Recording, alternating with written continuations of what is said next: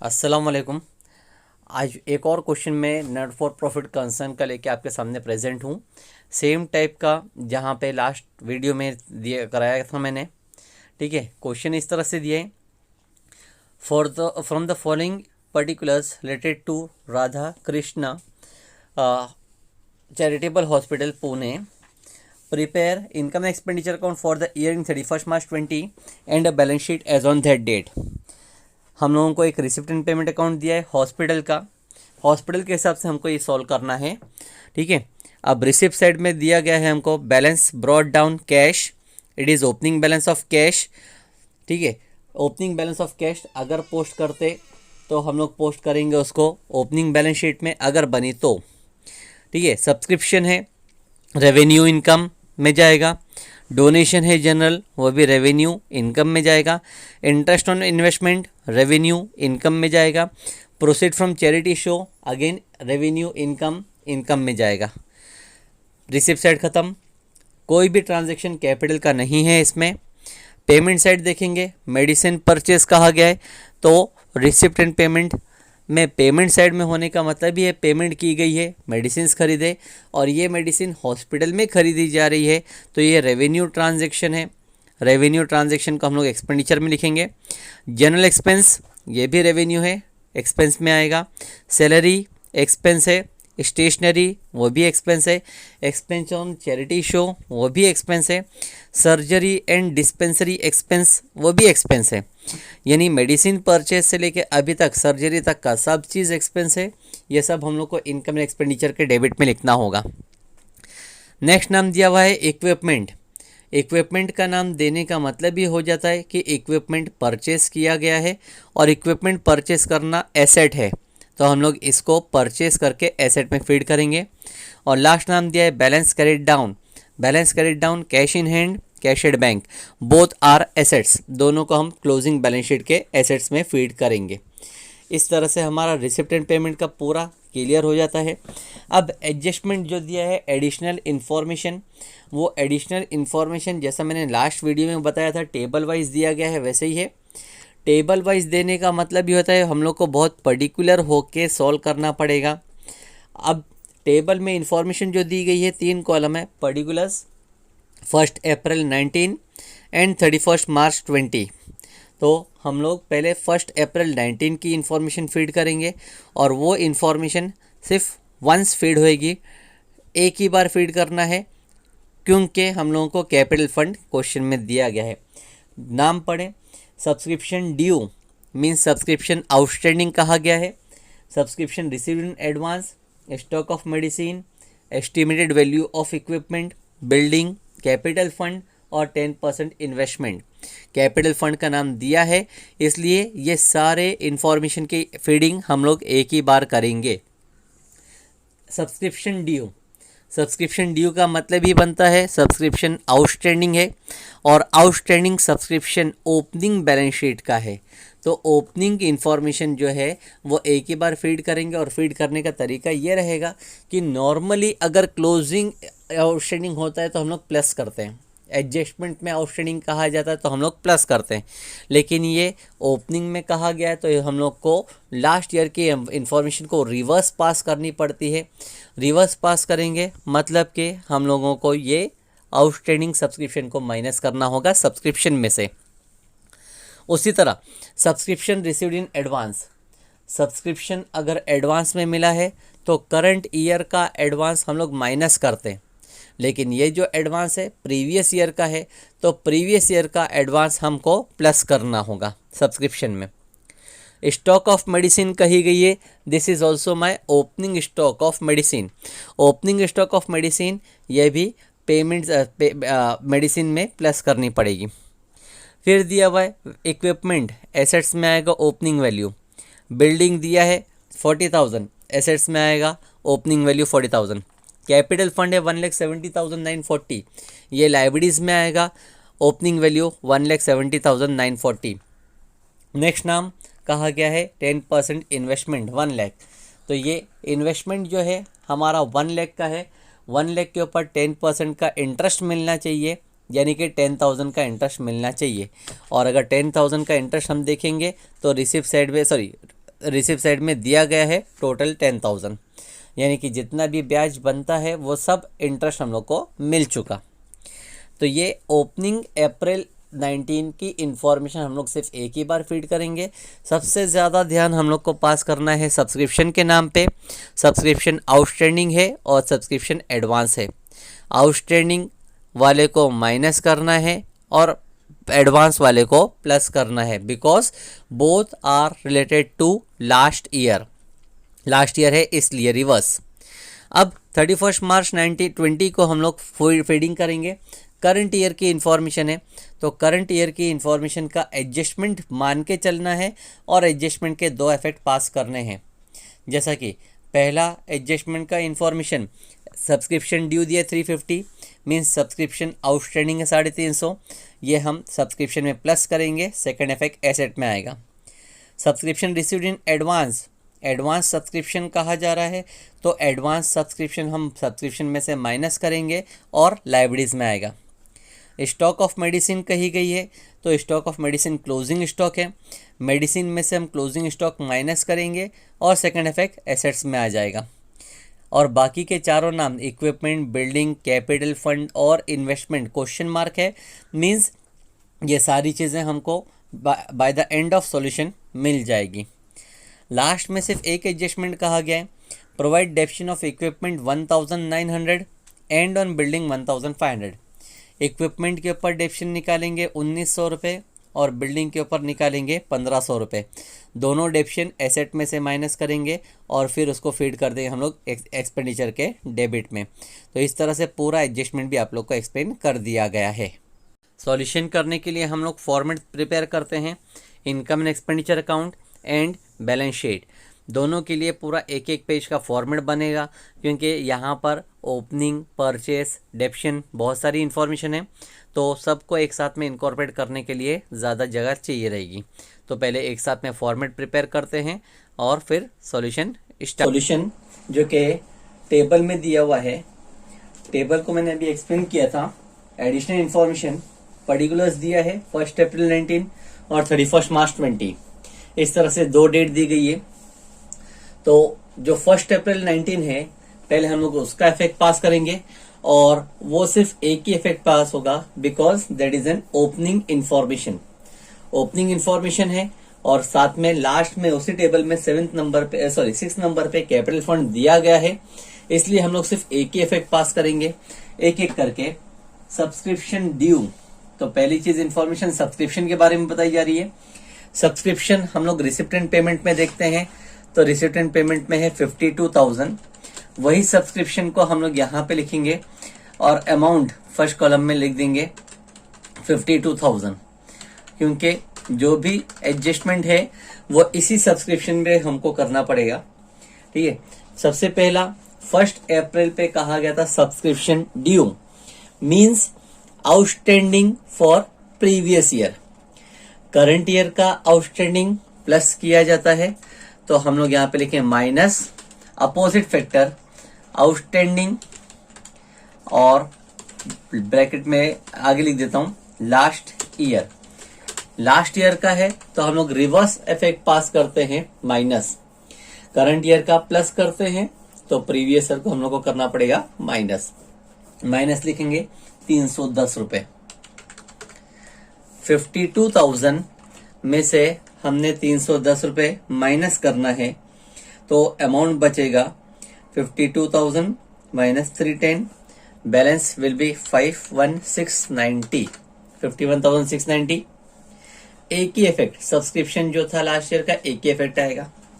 अच्छा, second point दिया है इंफॉर्मेशन में, सब्सक्रिप्शन रिसीव्ड इन एडवांस में भी हमको मिला है, तो पिछले साल का एडवांस, करंट ईयर का एडवांस, प्रीपेड हम लोग माइनस करते हैं, तो पिछले साल का लास्ट ईयर का एडवांस है, उसको हम लोग को करना पड़ेगा plus advance of last year और अमाउंट लिखेंगे 600। अब ये 600 को प्लस कर दो, सिंगल इफेक्ट 51,690 प्लस 600, तो आएगा 52,290। 51,690 में 600 रुपये और प्लस कर दिया गया, तो हो गया है 52,290। सिर्फ ये दो इंफॉर्मेशन जो थी इस टेबल में, यही थोड़ा कंफ्यूजिंग है, ध्यान से करें। इसका सिंपल सा रूल मैं तुम लोग को बता दिया हूं कि जो करंट ईयर के इफेक्ट होते थे उसका रिवर्स हम पास करेंगे। करंट ईयर आउटस्टैंडिंग प्लस होता था तो ये लास्ट ईयर का तो माइनस कर दिए, और एडवांस करंट ईयर का माइनस करते थे तो हमने यहाँ पे उसको प्लस कर दिया, एक ही इफेक्ट, और कुछ नहीं पास करना है। अच्छा, उसके बाद में दिया है stock of medicine. Stock of medicine, तो मेडिसिन हम पेमेंट साइड में देखेंगे तो मेडिसिन परचेस कहा गया है, तो उसको मैं यहाँ पे लिख देता हूँ टू मेडिसिन। मेडिसिन में लिखूंगा पहले मैं ओपनिंग स्टॉक, जो कि ओपनिंग स्टॉक फर्स्ट डेट पे दिया हुआ था मुझे, वो अमाउंट है 8,000, ओनली वन इफेक्ट। ठीक है, मेडिसिन। अब मेडिसिन के बारे में जो भी आएगा आगे मैं लिखूंगा।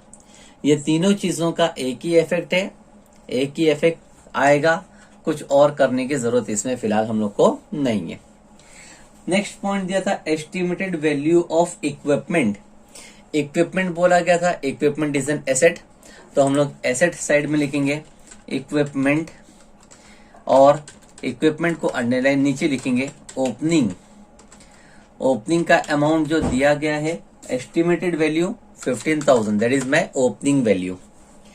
ठीक है, नेक्स्ट दिया है बिल्डिंग 40,000, तो बिल्डिंग का भी मेरे पास ओपनिंग वैल्यू ही है ये, इसको भी लिखेंगे एसेट्स में, बिल्डिंग का ओपनिंग वैल्यू, और ओपनिंग वैल्यू है 40,000। उसके बाद में है capital fund. Capital fund libraries में आता है, लाइब्रेरीज में लिखेंगे कैपिटल फंड ओपनिंग, और अमाउंट है 1,70,940 इनर कॉलम में। और लास्ट नाम है 10% इन्वेस्टमेंट। 10% इन्वेस्टमेंट वो भी एसेट्स में आएगा, 10% इन्वेस्टमेंट, और उसको भी नीचे लिखता हूं मैं ओपनिंग और अमाउंट इनर कॉलम में लिखता हूं मैं 1 लाख। ये जितनी भी इंफॉर्मेशन 1 अप्रैल के बारे में थी इसको हम लोग ने अपने सॉल्यूशन में लिखा है, और लेकिन सब का सिर्फ एक ही इफेक्ट पास किया गया। अब हम लोग पास करेंगे 31 मार्च 20 यानी क्लोजिंग की डिटेल्स। क्लोजिंग में कहा गया है सब्सक्रिप्शन ड्यू 350। सब्सक्रिप्शन ड्यू का मतलब है सब्सक्रिप्शन आउटस्टैंडिंग है, करंट ईयर का आउटस्टैंडिंग है, तो हम लोग सब्सक्रिप्शन जो पेमेंट रिसीव इनकम साइड में लिख चुके थे वहीं पे लिखेंगे आउटस्टैंडिंग फॉर करंट ईयर, और करंट ईयर का जो अमाउंट है 350 का वो प्लस किया जाएगा। ठीक है, तो प्लस होता है करंट ईयर का अमाउंट, लेकिन साथ में सेकंड इफेक्ट भी आएगा, तो पहले इन दोनों को प्लस कर देते हैं। प्लस करेंगे तो अमाउंट मेरा बनेगा 52,640। सेकंड इफेक्ट पास करेंगे, करंट ईयर का आउटस्टैंडिंग इनकम है, इनकम मिलना बाकी है, तो एसेट साइड में मैं लिख के रखता हूं आउटस्टैंडिंग सब्सक्रिप्शन जो कि अमाउंट था मेरा 350। ठीक है, नेक्स्ट सेकंड दिया है subscription received in advance. Subscription advance में मिल गया है, तो यही सब्सक्रिप्शन में हमको इफेक्ट पास करना पड़ेगा, वो रहेगा minus advance of current year. Current year का एडवांस माइनस करेंगे, और करंट ईयर का अमाउंट दिया है 150, 150 रुपए इसमें से माइनस करेंगे। अब जाके हमारे सब्सक्रिप्शन का टोटल अमाउंट कंप्लीट हो जाता है, तो लास्ट माइनस करके हम लोग लास्ट कॉलम में बताएंगे 52,490। ये करंट ईयर का सेकंड इफेक्ट पास करना पड़ेगा। सेकंड इफेक्ट जाएगा हमारा लाइब्रेरीज में, एडवांस सब्सक्रिप्शन,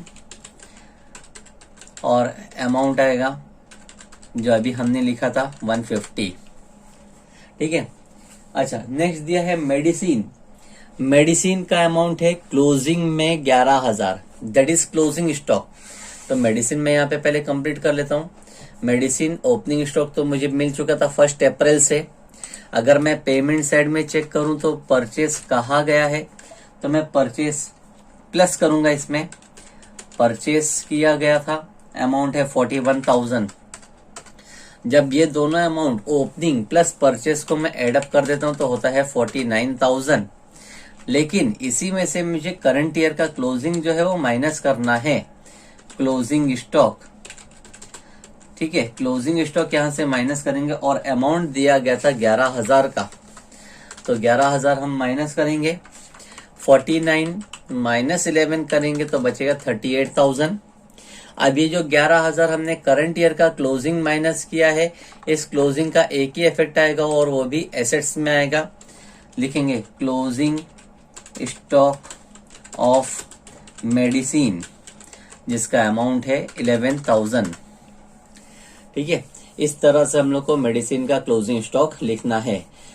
वापिस से मैं आप लोग को एक बार डिटेल बता देता हूं कि जितनी भी डिटेल्स होती है 1 अप्रैल 2019 की, यानी ओपनिंग के बारे में, उसको हम लोग को रिकॉर्ड करना होता है सिर्फ एक ही बार, ये देखकर कि वो एसेट है, लायबिलिटीज है, इनकम है, इनकम में इंक्लूड है, एक्सक्लूड है, व्हाटएवर, और वैसे एक्सपेंस में इंक्लूड है, एक्सक्लूड है। सेकंड चीज, 31 मार्च को हम लोग एक एडजस्टमेंट के तौर पे सॉल्व करते हैं। एडजस्टमेंट के 2 इफेक्ट होते हैं, तो दोनों इफेक्ट हमको पास करना है। ठीक है, अब इसके बाद में चौथा नाम था equipment, value of equipment that is question mark. Question mark का मतलब बता चुका हूं पहले भी कि हम लोगों को फाइंड करना पड़ेगा, और फाइंड हम लोग सॉल्यूशन एंड करेंगे तब तक हमको मिल जाएगा। वैसे ही बिल्डिंग का भी हमको मिल जाएगा एंडिंग में अमाउंट, कैपिटल फंड का भी क्वेश्चन मार्क मिलेगा, और 10% इन्वेस्टमेंट का भी अमाउंट हम लोग को एंडिंग में मिलेगा। ठीक है, इस तरह से जो टेबल है वो सॉर्ट आउट हो गया। लेकिन नीचे पढ़े, अब डेप्रिसिएशन दिया हुआ है, provide depreciation on equipment 1900। Equipment के ऊपर डेप्रिसिएशन निकालना है 1900, तो डेप्रिसिएशन हम लोग डायरेक्टली नहीं निकालेंगे। इक्विपमेंट अगर हम देखें तो यहाँ पे मैंने एसेट्स में ऑलरेडी लिख चुका था 15,000, डायरेक्ट डेप्रिसिएशन नहीं आएगा। First we have to verify receipt and payment account. Receipt and payment account में वेरीफाई करना पड़ेगा कि कहीं पर भी हम लोगों को रिसिप्ट या पेमेंट तो नहीं हुआ इक्विपमेंट के नाम पे। तो अगर देखेंगे रिसिप्ट साइड में इक्विपमेंट का नाम नहीं है, लेकिन पेमेंट साइड में इक्विपमेंट का नाम दिया गया है 10,000। पेमेंट साइड में देने का मतलब होता है परचेस, तो यहाँ पे मैं लिखूंगा प्लस परचेस, और परचेस का अमाउंट था 10,000। ओपनिंग इक्विपमेंट था मेरे पास 15,000, परचेस किया है 10,000, तो टोटल हो गया है 25,000। टोटल इक्विपमेंट 25,000 का हुआ। अब मैं डेप्रिसिएशन निकाल सकता हूं। डेप्रिसिएशन निकालेंगे तो माइनस किया जाएगा, माइनस डेप्रिसिएशन, और डायरेक्टली अमाउंट में दिया गया है 1900, तो 1900 डायरेक्टली माइनस करता हूं। 25,000 माइनस 1900 आएगा 23,100। अच्छा, ये डेप्रिसिएशन निकाले हैं, तो डेप्रिसिएशन का सेकंड इफेक्ट जाएगा डेबिट साइड। डेबिट साइड में हेडिंग लिखता हूं मैं, टू डेप्रिसिएशन ऑन, पहला नाम इक्विपमेंट, और इक्विपमेंट का अमाउंट आया था 1900। ठीक है, अब एक और चीज के ऊपर डेप्रिसिएशन कहा गया, वो है बिल्डिंग 1500। तो बिल्डिंग का भी पहले हम लोग देखते हैं अमाउंट। हम लोग ने बैलेंस शीट में बिल्डिंग को ओपनिंग के नाम पे 40,000 लिख चुके हैं। रिसिप्ट एंड पेमेंट में भी चेक करेंगे। Receipt and payment, receipt side कहीं पर भी बिल्डिंग का नाम नहीं है, और पेमेंट साइड में भी कहीं पे भी बिल्डिंग का नाम नहीं है। नहीं होने की वजह से हम लोग डायरेक्टली डेप्रिसिएशन निकाल सकते हैं ओपनिंग में से ही, माइनस डेप्रिसिएशन, और डेप्रिसिएशन का अमाउंट दिया था 1500 रुपए। 40,000 माइनस 1500 करेंगे तो आएगा 38,500। इसी डेप्रिसिएशन का सेकंड इफेक्ट आएगा डेप्रिसिएशन ऑन बिल्डिंग के नीचे, इक्विपमेंट के नीचे बिल्डिंग का अमाउंट है 1,500। अब डेप्रिसिएशन का टोटल कर देता हूं, क्योंकि और कोई डेप्रिसिएशन आने वाला नहीं है। अब क्वेश्चन खत्म हो गया। टोटल ऑफ डेप्रिसिएशन 1,900 प्लस 1,500, तो होता है 3,400 टोटल डेप्रिसिएशन का अमाउंट है। इस तरह से जो मुझे इंफॉर्मेशन दी गई थी, जो एडजस्टमेंट दिया गया था, वो फुलफिल हो गए, कंप्लीट हो गया। अब हम लोग देखते हैं रिसिप्ट एंड पेमेंट अकाउंट की पोस्टिंग। रिसिप्ट एंड पेमेंट में पहला नाम है balance brought down cash. Opening balance जिसको हम लोग बोलते हैं, ओपनिंग बैलेंस ऑफ कैश कहीं पर भी पोस्ट नहीं करना होता है, इग्नोर करते हैं उसको। सब्सक्रिप्शन 52,000 दिया था, वो हमने इनकम में ऑलरेडी लिख चुके हैं। डोनेशन, जनरल डोनेशन दिया हुआ है, वो इनकम है, क्रेडिट में आएगा बाय डोनेशन, और डोनेशन का अमाउंट लिखेंगे 17,500। उसी के बाद इंटरेस्ट ऑन इन्वेस्टमेंट कहा गया है, उसको भी इनकम में लिखेंगे बाय इंटरेस्ट ऑन इन्वेस्टमेंट, और अमाउंट लिख दूंगा मैं डायरेक्टली 10,000 जो कि क्वेश्चन में दिया गया है। अब यहाँ पे देखने वाली बात यह है कि इन्वेस्टमेंट हमने बैलेंस शीट में लिखा था 1 लाख और परसेंटेज था 10%। तो ये परसेंटेज का मतलब ये होता है this is the rate of returns of investment, इतना ब्याज हम लोगों को मिलना चाहिए। 1 लाख के ऊपर 10%, 1 लाख का 10% होता है 10,000, तो हम लोग को ब्याज 10,000 मिलना चाहिए था, और यहाँ पे 10,000 रुपए मिल चुका है। तो हम लोग मानेंगे कि पूरा जितना ब्याज था वो पूरा हमको मिल गया है, कुछ भी आउटस्टैंडिंग नहीं है। अगर आउटस्टैंडिंग होता तो हमको यहाँ पे भी एक इफेक्ट पास करना पड़ता आउटस्टैंडिंग का। फिलहाल इस क्वेश्चन में वो ट्रांजेक्शन नहीं है। अच्छा, लास्ट एक नाम है रिसिप्ट साइड में, proceed from charity show, income है, क्रेडिट में आएगा by proceeds from charity show, और अमाउंट जो कि आया है, अमाउंट लिखूंगा 8,530 रुपीज। रिसिप्ट साइड का अमाउंट कंप्लीट हो गया। अब पेमेंट साइड देखते हैं हम लोग। मेडिसिन परचेस ऑलरेडी लिख चुका हूं मैंने डेबिट साइड में। जनरल एक्सपेंस साइड डेबिट में आएगा, टू जनरल एक्सपेंस, और अमाउंट लिखेंगे जो कि पेमेंट साइड में दिया है 1050। सैलरीज अगेन एक्सपेंस है, डेबिट में आएगा सैलरीज, और अमाउंट दिया है 23,500। स्टेशनरी एक्सपेंस है, डेबिट में आएगा स्टेशनरी, अमाउंट पेमेंट साइड में दिया गया है 2,000। फिर दिया expense of charity show. Expense of charity show करने के 2 तरीके, पेमेंट साइड में दिया है तो सिंपल तरीका मैं डेबिट में लिख देता हूं, to expense on charity show. Simple तरीका है ये। या तो दूसरा तरीका ये था कि ये एक्सपेंस जो मैंने क्रेडिट में लिखा, डेबिट में लिखा हूं, उसको क्रेडिट के इनकम में से माइनस कर दूं, प्रोसीड फ्रॉम चैरिटी शो जो है उसमें से मैं माइनस कर दूं। दोनों में से कोई एक ही तरीका अपनाया जाएगा और दोनों ही करेक्ट है। नेक्स्ट नाम दिया surgical and dispensary expense. Surgery and dispensary expense, expense है, डेबिट में आएगा, to surgery and dispensary expense, और अमाउंट लिखूंगा जो कि दिया है 4,200। नेक्स्ट नाम था इक्विपमेंट। इक्विपमेंट ऑलरेडी मैंने यहाँ पे इक्विपमेंट के नाम पे परचेस डाल चुका हूं, तो वापस से नहीं आएगा। Balance carried down, cash in hand, cash at bank, both are my asset. Asset side में लिखूंगा मैं cash in hand. Cash in hand है 960, और फिर कैश एट बैंक जिसका अमाउंट है 13,000। इस तरह से मैंने पूरा सॉल्यूशन कंप्लीट कर दिया हूं, लेकिन अभी भी कुछ चीजें जैसा कि इन्वेस्टमेंट है, इन्वेस्टमेंट का ओपनिंग आया था 1 लाख, इसका पोस्टिंग अभी लास्ट कॉलम में हुआ ही नहीं। ओपनिंग था 1 लाख, रिसिप्टेंट पेमेंट में कहीं पे कोई अमाउंट नहीं है, मतलब हमने ना परचेज किया है ना कि इन्वेस्टमेंट सेल किया है। तो हम लोग as it is 1 lakh last column में लिखेंगे, बताएंगे कि हमारे पास इन्वेस्टमेंट एज इट इज वैसा ही रह गया है। ठीक है, और भी है इनर कॉलम में अमाउंट जो कि है कैपिटल फंड। तो कैपिटल फंड हम लोग सरप्लस या डेफिसिट जब हम लोग निकालेंगे तो कंप्लीट मिल जाएगा। ठीक है, और इंफॉर्मेशन देखते हैं, कहीं पर कुछ नहीं है। रिसिप्ट एंड पेमेंट साइड है, रिसिप्ट एंड पेमेंट में चलो टैली करना चालू करते हैं। रिसिप्ट साइड, सॉरी पहले पेमेंट साइड का टोटल करते हैं।